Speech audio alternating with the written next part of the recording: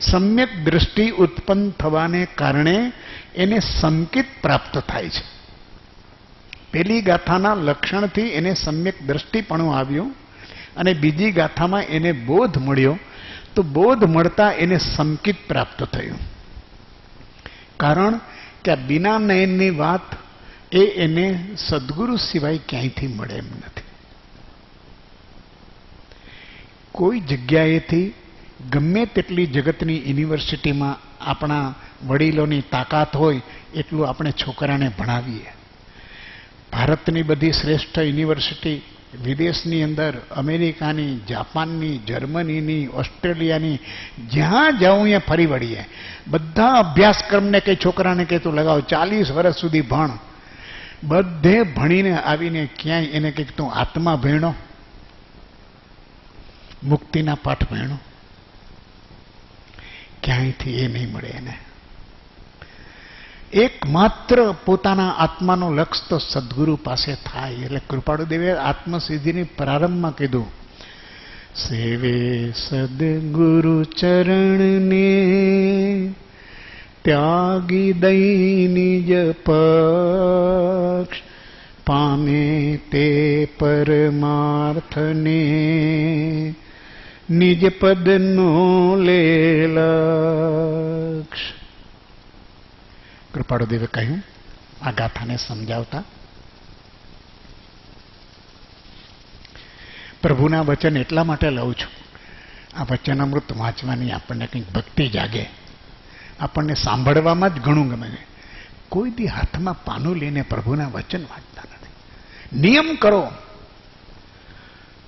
કરો કે રોજ શ્વાસોશ્વાસ જરૂરી છે, ખાવા પીવાનું જરૂરી છે, દેહના ધર્મો જરૂરી છે, એમ વચનામૃતનું એક પાનું વાંચન એ જરૂરી છે. મારા જીવનમાં যদি એ નહીં વંચાય તે તો કંઈક હું પ્રાયશ્ચિત લઈશ. અને એથી આગળ વધીને જો ખરેખર આને સમજવું છે, વાંચીને સમજાતું નથી, લખવાનું શરૂ કરો. એક પાનું લખો. 15 મિનિટ હોય તો લખો. 15 મિનિટમાં જેટલી લીટી લખાય એટલી લખો. કારણ કે લખવાથી બરોબર ઉપયોગ એમાં જ રહેશે, ક્યાંય મન જાય નહીં. કારણ કે આમાં લખ્યું છે, મારે આમાં લખવું છે ને. હવે હું અહીંયા લખીશ ક્યારે? ફરી પાછો આમાં જોઈશ. તીવ્ર આત્માર્થી આ બધું વાંચીશ ને, બસ આ વંચાશે, લખાશે, ઉપયોગમાં આવશે. પ્રભુના વચનો આત્મસાત થશે. એટલે જ હું અહીંયા લખ્યું છે કે પોતાને ઘણીવાર સદગુરુનો યોગ થયો છતાં કલ્યાણ થયું નહીં, તો સદગુરુના ઉપદેશનું કાંઈ વિશેષપણું જણાતું નથી. શિષ્ય છે ને એ બુદ્ધિથી ચાલે કે આવું તો કેટલી વાર સાંભળ્યું. એક આચાર્ય મહારાજને એમ થયું કે અમે કેટલું સરસ વ્યાખ્યાન આપીએ છીએ. એટલે એને કહ્યું કે તમને આટલું સરસ કહ્યું, હવે તો સમજાણું ને. તો લૌકિક સાહેબ, આ મારું તો અપાશ્રય આવવામાં આ 24મું ચાતુર્માસ છે. હું જ્યારથી કમિટીમાં આવ્યો છું ત્યારથી અમારે તો આવવું જ પડે. પર્યુષણમાં અમારે આગળ જ બેસવું પડે. અને તમે કલ્પસૂત્ર 24મી વાર વાંચો છો, તમને એમ થાય કે તમે અમને સમજાવો છો. અમે તો તમારા જેવા આવા 23ને સાંભળી લીધા છે. અને ઓલા આચાર્ય એમ કે છે કે જે 21 વાર સાંભળે એનો અવશ્ય મોક્ષ થાય. અને એ બધું આપણે યાદ રાખીએ કે 21 વાર કલ્પસૂત્ર વાંચે એનો મોક્ષ, 99 વાર શત્રુંજય ચડી જાય એનો મોક્ષ. ઓલો ડોલી વાળો કે પણ થાકી ગયો હું તો જિંદગીમાં, 80 વર્ષથી આ ચડું જ છું, રોજના 2 ફેરા કરું છું.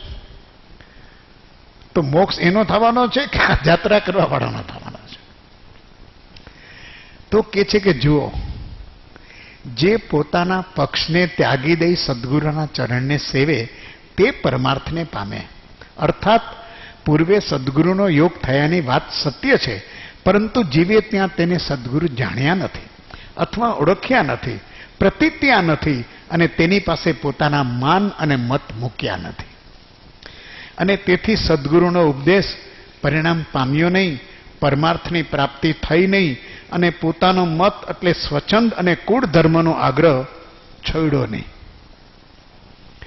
ગમે એટલાને સાંભળે પણ પોતાની ખીલ્લી ખસે નહીં. મહાજન, મા બાપ, પંચ પરમેશ્વર, તમે જે કહ્યું એમાં કાંઈ નહીં, બધું સાચું જ છે, પરમાત્માનું વચન છે, પણ હવે તારે શું ફેરફાર કરો? તો મારી ખીલી ખહે નહીં, કાંઈ એમાં ફેરફાર ન થાય.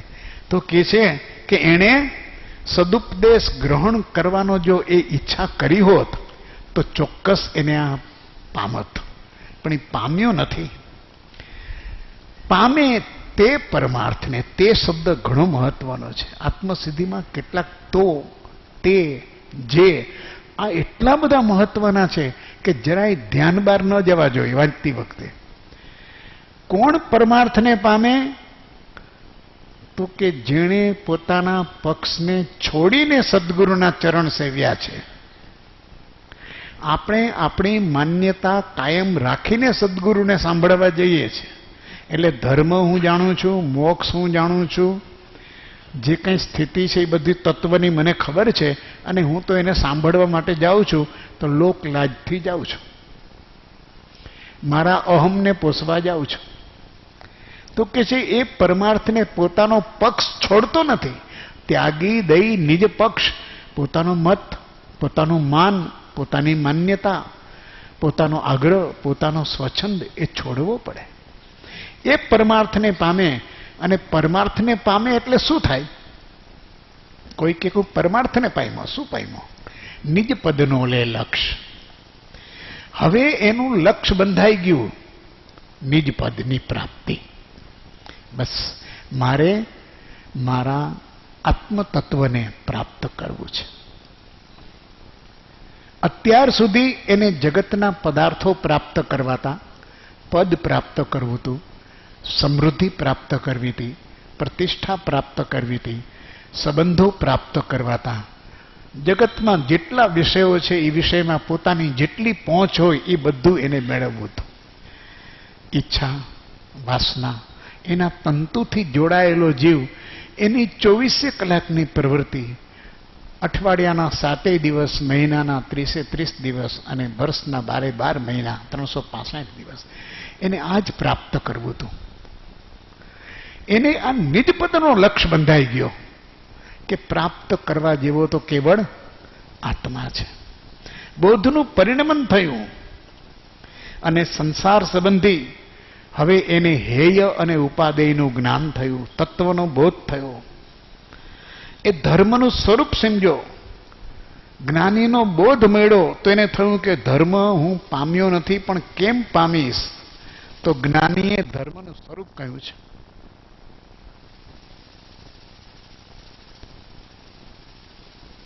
વ્યવસ્થા સારી છે, વાંધો નથી, મને થોડો રેસ્ટ મળી જાય છે. કૃપાળુ દેવે પત્રાંક 47 ની અંદર આ વાત મૂકી છે. જો અંતરશોધની શબ્દને એનો સંદર્ભ સમજવો પડે. ધર્મ એ વસ્તુ બહુ ગુપ્ત રહી છે. ધર્મ એ વસ્તુ બહુ ગુપ્ત રહી છે. તે બાહ્ય સંશોધનથી મળવાની નથી. જો આ જ્ઞાની પુરુષનો અપૂર્વ બોધ છે. આ બીજે હોય તો કે આ ધર્મ તો અમે તમને આપીએ છીએ, ધર્મના તમે પ્રભાવના કરીએ છીએ. હાટડા માંડ્યા છે, હાટડા પડીકા બાંધીને લઈ જાઓ. સંકિત જોઈ છે, સંકિત કયા પ્રકારનું જોઈ છે બોલજે, જેવા ભાવ એવું તને માલ મળશે. અરે એ તો કે છે બાહ્ય સંશોધનથી મળવા નથી. તો જાહેર સભામાં જ્ઞાન આપે ને જ્ઞાન થાય? જ્ઞાનના વિતરણનો કાર્યક્રમ ચાલે, શું ચાલે છે? અપૂર્વ અંતર સંશોધનથી તે પ્રાપ્ત થાય છે. આ ધર્મ અપૂર્વ અંતર સંશોધનથી તે પ્રાપ્ત થાય છે. તે અંતર સંશોધન કોઈક મહાભાગ્ય સદગુરુના અનુગ્રહે પામે છે. ધર્મ ગુપ્ત વસ્તુ છે, બાહ્ય સંશોધનથી મળે એમ નથી, અંતર સંશોધનથી જ પ્રાપ્ત થાય. અને આવી અંતર સંશોધનનું સામર્થ્ય, શક્તિ, ક્ષમતા, કેપેસિટી એ કોઈ મહાભાગ્ય હોય જેનો હવે સંસાર કાળ કાંઠે આવ્યો છે, જે એને કોઈ આવા સદગુરુનો યોગ થાય અને પરમાર્થનો લક્ષ્ય બંધાવી દે. પરમાર્થનો લક્ષ બંધાયો, બોધ મળ્યો, એને તૈયાર હતું પાત્ર, અને સદગુરુનો બોધ મળી ગયો કે તરત જ અંતર શોધમાં ચાલ્યો ગયો. જો કેવી સ્થિતિ, એક એક અવસ્થાને પકડતા જઈએ કે જેમ જેમ જીવને તત્વ સમજાતું જાય એમ જીવ બહાર ભડભડાટ વધારે કરે કે અંતરમાં સમાતો જાય. સૌભાગભાઈ આવો પ્રશ્ન પૂછી નાખ્યો પ્રભુને કે પ્રભુ, તમારી વાતમાં વારંવાર સમજવાનું સમજવાનું સમજવાનું જ આવ્યા કરે છે. જેટલા પત્રો આવે ને આત્મસિદ્ધિ વાંચી, જે વસ્તુ આવે એમાં શું આવે કે સમજો તમે. તીર્થંકર પણ આમ કહેતા હતા, હે ભવ્યો તમે સમજો, સાંભળો નહીં, સમજો. આ સમજવું એટલે શું ઈ કયો? આવો પ્રશ્ન પૂછ્યો, કોઈ તત્વજ્ઞાનનો પ્રશ્ન નથી પૂછ્યો સૌભાગભાઈએ. આ સમજવું એટલે શું? તો કૃપાળુદેવે કીધું કે જે સમજ્યા તે સમાયા. જે વસ્તુ જો સમજાઈ જાય તો એ પોતામાં સમાઈ જાય, એને સમજવું અમે કહીએ છીએ. સદગુરુના ઉપદેશમાં સમજાયન જીન રૂપ, સમજાવણ ઉપકાર સો સમજ્યે જીન સ્વરૂપ. આ સદગુરુના બોધ વિના સમજાય નહીં. પણ એ લક્ષ બંધાઈ ગયો તો અંતર સંશોધનની પ્રક્રિયા શરૂ થાય. અને અંતર સંશોધન એકવાર શરૂ થયો એટલે એ પોતે પોતાના સ્વરૂપની સાથે અનુસંધાનથી જોડાઈ જાય. કૃપાળુદેવે અહીંયા સરસ મજાની વાત એક બીજી પણ કહી કે ધર્મ તો જે કંઈ છે એ બધા જ ધર્મ આપણને એક જ વાત બતાવે છે. સર્વદર્શન પારિણામિક ભાવે મુક્તિનો ઉપદેશ કરે છે, એ નિસંશય છે. બધાય ધર્મ મુક્તિની વાત કરે. સાહેબ, ધર્મમાં કાંઈ ભેદ નથી. ને આપણે જ્યારે બોલીએ ને ત્યારે જાહેર સભામાં બોલવાનું ત્યારે આમ જ કહેવાય કે બધું આમ જ છે, આખરે તો બધાય આ જ કહે છે. પણ યથાર્થ દ્રષ્ટિ થયા વિના સર્વદર્શનનું તાત્પર્ય જ્ઞાન હૃદયગત થતું નથી. અને જે થવા માટે સત્પુરુષોની પ્રશસ્ત ભક્તિ અને તેદા પદપંકજ અને ઉપદેશનું અવલંબન, નિર્વિકાર જ્ઞાન યોગ, આ બધા સાધનો શુદ્ધ ઉપયોગ વડે સંમત થવા જોઈએ. અને પછી કહે છે સર્વશાસ્ત્રના બોધનું, ક્રિયાનું, જ્ઞાનનું, યોગનું અને ભક્તિનું પ્રયોજન કેવળ સ્વસ્વરૂપની પ્રાપ્તિને અર્થે છે. તમામ પ્રકારના, તમામ દર્શન, તમામ ધર્મ, એની બધી ક્રિયાઓ, જ્ઞાન, યોગ, બોધ, આ બધાનું લક્ષ્ય એક જ, સ્વસ્વરૂપની પ્રાપ્તિ. એ સમ્યક શ્રેણીઓ આત્મગત થાય એ કે છે તેમ સંભવિત છે. જો જીવ અંતર સંશોધન કરે તો એક એક શ્રેણીને સર કરતો જાય. અને પછી કહ્યું છે કે ભાઈ, આ બધું કરતા કરતા તને જે શ્રેણી પકડાય, કોઈ પણ ધર્મની, કોઈ પણ ક્રિયા, કોઈ પણ બોધ, કોઈ પણ પ્રકારની એની વિધિ જો સ્વરૂપલક્ષી હોય, સ્વસ્વરૂપની પ્રાપ્તિને અર્થે હોય, તો કે ગમે તે વાટે અને ગમે તે દર્શનથી કલ્યાણ થતું હોય તો ત્યાં પછી મતાંતરની કંઈ અપેક્ષા શોધવી નથી. આત્મતત્વ જે અનુપેક્ષાથી, જે દર્શનથી, જે જ્ઞાનથી પ્રાપ્ત થાય તે અનુપ્રેક્ષા, તે દર્શન, તે જ્ઞાન સર્વોપરી છે. પ્રાપ્ત શું થવું જોઈએ? આત્મા, આત્મત્વ. આત્મત્વ મળતું હોય તો ગમે તે દર્શન, ગમે તે અનુપ્રેક્ષા, મેં આ ધ્યાનની ધારા લીધી, હું વિપસ્સીનામાં જાઉં છું, હું સહજ ધ્યાનમાં જાઉં છું, હું આમાં જાઉં છું, મેં આ કર્યા, આ જે કરવું એ કર, કોઈ વાંધો નથી. પરંતુ એનાથી આત્મત્વ પ્રાપ્ત થવું જોઈએ. આ લક્ષ સદગુરુથી બંધાઈ ગયો છે. સેવે સદગુરુને ચરણ. જેને લક્ષ બંધાયો છે એ જ્યાં જશે ત્યાં સર્વ દર્શનમાંથી આત્મપ્રાપ્તિ આત્મત્વ પ્રાપ્તિની રીત જ શીખશે. એની દ્રષ્ટિ નિર્મળ હશે. એટલે કૃપાળુ દેવે મુમુક્ષુઓને ઘણા પ્રકારના સાહિત્ય આપ્યા વાંચવા માટે, ઘણા ઇતર દર્શનના ગ્રંથો આપ્યા. મુમુક્ષુ એમાંથી પોતાને કલ્યાણકારી વાત અંતર સંશોધનથી શોધી લે છે, સત્ય પકડી લે છે. અને જેટલા આત્મા તર્યા વર્તમાને તરે છે અને ભવિષ્ય તરશે એ બધા સર્વ આ એક જ ભાવને પામીને કે મારે સ્વ સ્વરૂપ આત્મત્વ પ્રાપ્ત કરવું છે, પ્રયોજન એ જ છે. સ્વ સ્વરૂપની પ્રાપ્તિ એ જ જીવનનું પ્રયોજન. That is my life mission. તો કે છે આપણે પણ એ ભાવે પામીએ એ આપણને મળેલા આ અનુત્તર જન્મનું સાફલ્ય છે. અનુત્તર આ મનુષ્ય જન્મનો કોઈ જવાબ નથી, લાજવાબ છે. આવું સરસ મનુષ્ય જીવન આપણને પ્રાપ્ત થાય એ વાત મૂકી છે. પણ થાય ક્યારે? તો ફરી કહ્યું તું એમ, જેને લાગી છે તેને જ લાગી છે, જેણે જાણ્યું છે તેણે જ જાણી છે, તે જ પીયું પીયું પોકારે છે. આ બ્રાહ્મની વેદના કહી કેમ જાય? ઘણીવાર આપણે પદમાં પણ આવી વેદનાઓ વ્યથિત થતી હોય છે. હે દીન વત્સલ રાજ, મારો જીવ જલે તુજ કાજ. સતત જ્યાં વાણીનો પ્રવેશ નથી ત્યાં શું કહેવું? કૃપાળુદેવ કહે છે કે આનાથી બીજો કોઈ સુગમ મોક્ષ માર્ગ છે જ નહીં. આ વેદના, આ વ્યથા, આ છૂટવાની જિજ્ઞાસાપણું છે, આ વેદના છે. It's burning desire. એનાથી બીજો સુગમ માર્ગ એક નથી. કારણ કે એક સૂત્ર છે, જે છૂટવા માટે જ જીવે છે તે બંધનમાં આવી શકતો નથી. જેના જીવનમાં આત્મત્વ પ્રાપ્ત કરવાની વેદના જાગી છે, આવું જિજ્ઞાસુપણું જાગ્યું છે, તો કે જે આથી સુગમ કોઈ માર્ગ નથી. પછી પોતાની વેદના લખી છે, તથાપી કોઈ પ્રયત્ન કરતું નથી. તથાપી કોઈ પ્રયત્ન કરતું નથી. અને પછી સરસ શબ્દ લખ્યો છે, આપણને જરાક ઝકઝોળ કરે. મોહ બળવાન છે. જગતના જીવો મોહમાં રોકાઈ ગયા છે. મોહ બળવાન છે.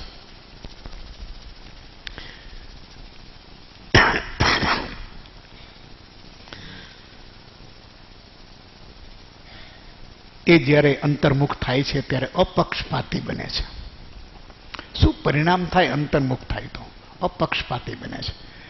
મુમુક્ષુતાનું લક્ષણ કૃપાળુદેવે 254ના આંકમાં કહ્યું છે કે પોતાના દોષ જોવામાં અપક્ષપાતપણું પ્રાપ્ત થાય તે મુમુક્ષુતા ઉત્પન્ન થવાનું લક્ષણ છે. એને પોતાના દોષ દેખાય. આજ સુધી અન્યના દેખાતા હતા, અને હવે એને આ બોધ સાંભળો કે દીઠા નહીં નિજ દોષ તો તરીએ કોણ ઉપાય. અને અંતર્મુખતા આવ્યા વિના, અંતરદ્રષ્ટિ થયા વિના, લક્ષ્યથી જીવન બંધાય નહીં જ્યાં સુધી ત્યાં સુધી પોતાના દોષ તરફ દ્રષ્ટિ વળવી મુશ્કેલ છે. કેમ કે સ્વચ્છંદ ઘણો પાવરફુલ હોય છે. આપણા જીવનનો આધાર અહમ અને મમત્વ છે. એ જો હટે અને સદગુરુનો બોધ જો જીવનનો આધાર બની જાય કે ભલે હું જે કંઈ કરતો હોઉં તો, પણ મારે તો ભગવાનના બોધને નજર સમક્ષ રાખી અને આ મારું જીવન જીવવું, આટલી જો વાત એનામાં આવે તો કહે છે કે આ તને ગમે ત્યારે પણ તારી મુક્તિ થયા વિના છૂટકો નથી. અને કૃપાળુદેવે આમાં કહ્યું છે કે આ પહેલું સંકેત એને બોધ સંકેત કહેવાય છે. 3 પ્રકારના સંકેતમાં મેં કહ્યું તેમ ઉપસમ સંકેત, ક્ષયોપસમ સંકેત, ક્ષાયિક સંકેતની વાતો દાર્શનિક છે. પરમ કૃપાળુદેવની વાતો સમજીએ કે આ પહેલું સંકેત તો પામે સંકેતને. જો એ જિજ્ઞાસુ હોય અને એને સદગુરુનો બોધ થાય તો એને સંકેત થાય. આ કયું સંકેત? બોધ સંકેત. બોધ જ્યાં પરિણમ્યો છે તે. અને કૃપાળુદેવે 751માં કહ્યું કે પહેલું સંકેત બીજા સંકેતનું કારણ છે, બીજું સંકેત ત્રીજા સંકેતનું કારણ. ત્રણેય સંકેત વિતરાગ પરમાત્માએ કહ્યા છે. ત્રણેય સત્કારવા યોગ્ય છે, સ્વીકારવા યોગ્ય છે, આદરવા યોગ્ય છે. હવે આ પાછું કોઈ કહેશે વ્યવહાર સંકેત ને નિશ્ચય સંકેત ને. હવે વ્યવહાર સંકેતનો કાંઈ અર્થ નથી, નિશ્ચય સંકેત થયા વિના થાય.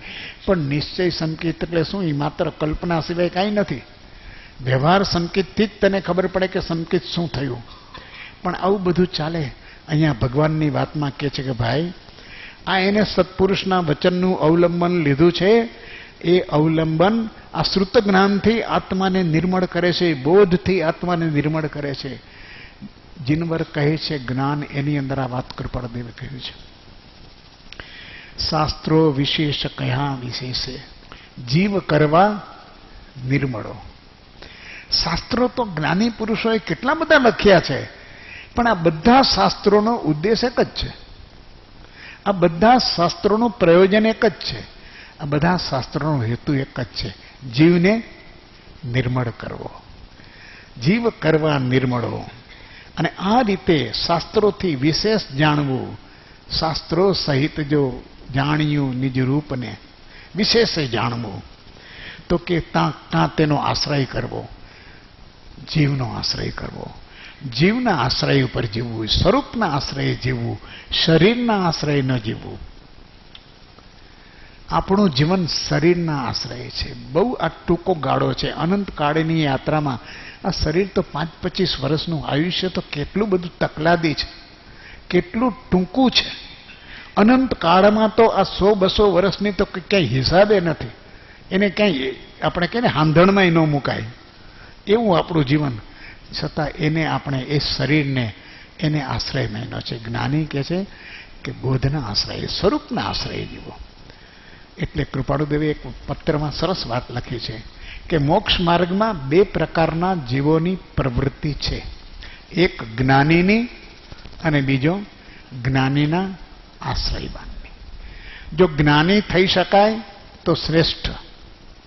પણ કદાચ સમજી લઈએ કે આપણું અજ્ઞાન એટલું બધું જોરદાર છે, પૂર્વ કર્મ એટલા જોરદાર છે, કદાચ આ જન્મની અંદર આપણે આ જ્ઞાની થાય કે ન થાય ખબર નથી. તો જ્ઞાનીના આશ્રિત થઈ શકીએ કે નહીં, એ થઈ શકાય કે નહીં, બસ આટલું જ વિચારીએ તો પહેલું સેવે સદગુરુ ચરણને ત્યાગી દઈ નિજ પક્ષ. તારી બધી મતિ કલ્પના છોડી દેજો, આમ થાય ને ન થાય ને આમ કરવાથી આમ શું થાય ને લોકો સુખ, બધું છોડી દે. ત્યાગી દઈ નિજ પક્ષ. તારી તમામ માન્યતાઓ, કેમ કે તારું અત્યાર સુધીનું જે વિચારનું સામ્રાજ્ય છે એ જૂઠના પાયા ઉપર છે, સતના પાયા ઉપર નથી. એ તને સતનો પાયો તો આ સદગુરુના આશ્રયથી બંધાશે જ્યારે તું તારો જૂઠનો પાયો છોડીશ ત્યારે. કૃપાળદેવે કહ્યું છે કે જેને પ્રાપ્ત કરવાની દ્રઢ ઈચ્છા છે તેને સર્વપ્રથમ હું કંઈ જાણતો નથી એવો દ્રઢ નિશ્ચય કરીને પછી જ્ઞાનીના શરણે જવું. જ્ઞાનીની પાસે જાતા પહેલા 10 વાર વિચાર કરવો. ન જવું, અનુકૂળ ન આવે તો ન જવું. પણ જો જવું એવો અંતરમાંથી જો પોકાર આવે કે ના જ્ઞાનીના શરણે જવું, તો પછી ક્યારે પાછું વાળીને જોઈશમાં.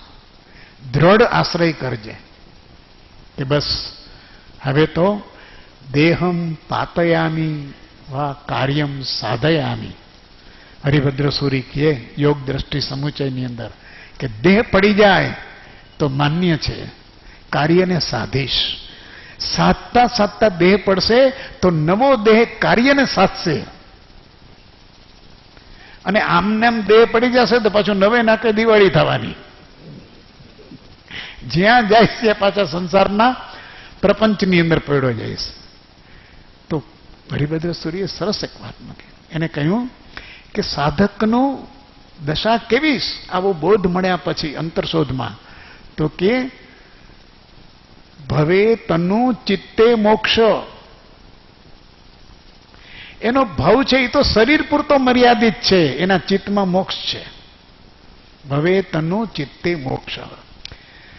આચાર્યોએ તો આપણને જરૂર ભરી ભરીને આ માર્ગની દશા આપી છે. આપણે અત્યારે આ ધર્મનું આ સમ્યક દર્શન, આ પહેલી પ્રતીતિ પોતાના સ્વરૂપની એ છે બોધ સંકેત. આ બોધ સંકેત છે એ પહેલું સંકેત છે, ધર્મનું પહેલું સ્વરૂપ છે. કૃપાળુ દેવ શુદ્ધ સંકેત અને પરમાર્થ સંકેતની વાત આપણને પછી આગળ સમજાવે છે. એ આપણે વિશેષ અવસરે જોઈશું. સત્પુરુષોનું યોગ બળ જગતનું કલ્યાણ કરો.